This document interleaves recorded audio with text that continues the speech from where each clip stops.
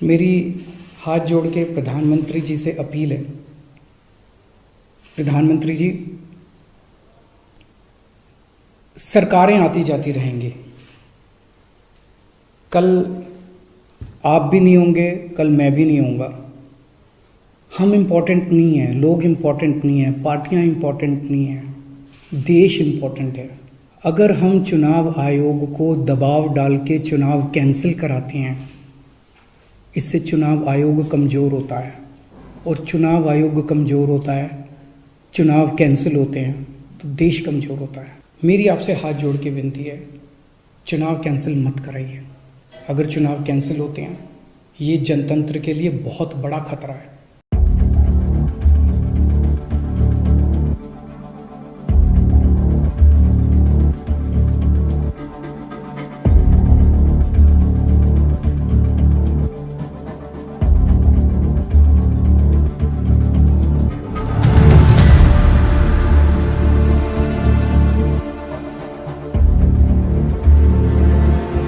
नगर निगम के, दिल्ली नगर निगम के एमसीडी के अभी चुनाव होने वाले थे।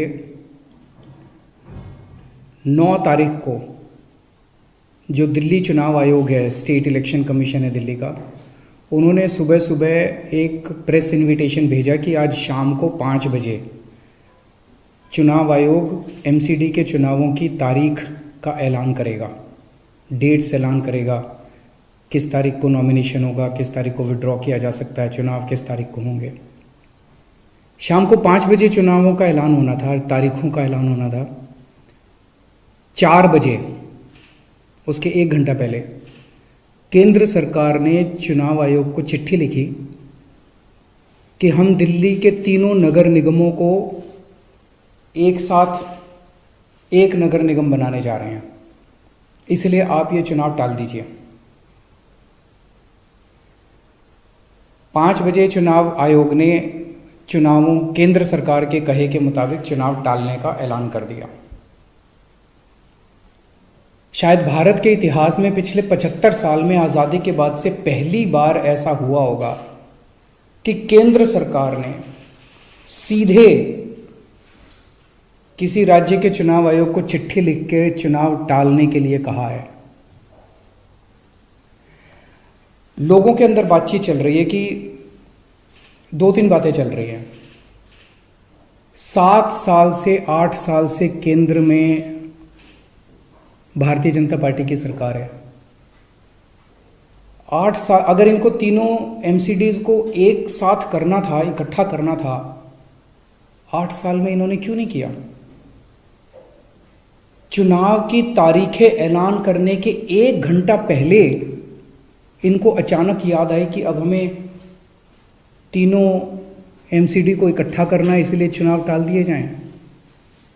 तो लोग कह रहे हैं कि एमसीडी को इकट्ठा करना, एक करना तो बहाना है, मकसद चुनाव टालने का था। क्योंकि बीजेपी को लग रहा था कि दिल्ली में अगर चुनाव होंगे तो आम आदमी पार्टी की ज़बरदस्त लहर है, बीजेपी उस लहर में बह जाएगी और बीजेपी हार जाएगी, इसलिए चुनाव टालने के मंशा से ये किया गया। दूसरा, ये भी लोग कह रहे हैं कि चुनावों का तीनों नगर निगम एक साथ करने से क्या लेना देना है। आज 3 नगर निगम हैं दिल्ली में, 272 वार्ड हैं, कुछ इसमें कुछ इसमें कुछ इसमें। तो तीनों नगर निगम के काउंसलर अपने अलग अलग नगर निगम में बैठते हैं।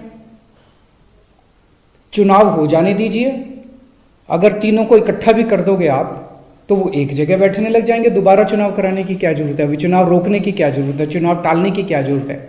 चुनाव करवाओ, नए काउंसलर आएंगे और नए काउंसलर जो भी आएंगे वो जब तक तीनों नगर निगम है तीनों में बैठ जाएंगे, एक नगर निगम होगा वो एक साथ आके बैठ जाएंगे। तो चुनाव टालने की तो जरूरत ही नहीं थी। लेकिन मकसद तीनों नगर निगम एक साथ करने का नहीं था। अगर करना होता तो 7 साल में कर लेते ये लोग। मकसद था चुनाव टालने का। ये देश के लिए अच्छा नहीं है, दोनों चीज़ें अच्छी नहीं हैं।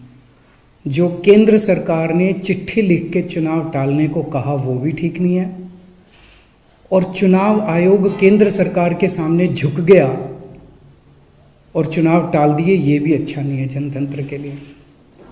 मेरी हाथ जोड़ के प्रधानमंत्री जी से अपील है, प्रधानमंत्री जी,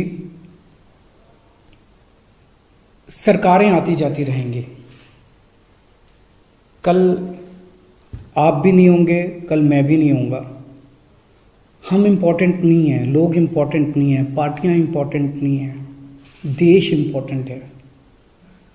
अगर हम चुनाव आयोग को दबाव डाल के चुनाव कैंसिल कराते हैं, इससे चुनाव आयोग कमज़ोर होता है, और चुनाव आयोग कमज़ोर होता है, चुनाव कैंसिल होते हैं तो देश कमज़ोर होता है। हम सबको मिलकर देश की रक्षा करनी है। किसी भी हालत में हमें इंस्टीट्यूशंस को कमज़ोर नहीं होने देना। मेरी आपसे हाथ जोड़ के विनती है, चुनाव कैंसिल मत कराइए। अगर चुनाव कैंसिल होते हैं, ये जनतंत्र के लिए बहुत बड़ा खतरा है। आज ये कहा जा रहा है कि हम तीनों एमसीडी एक करना चाहते हैं, इसीलिए चुनाव टाल दीजिए।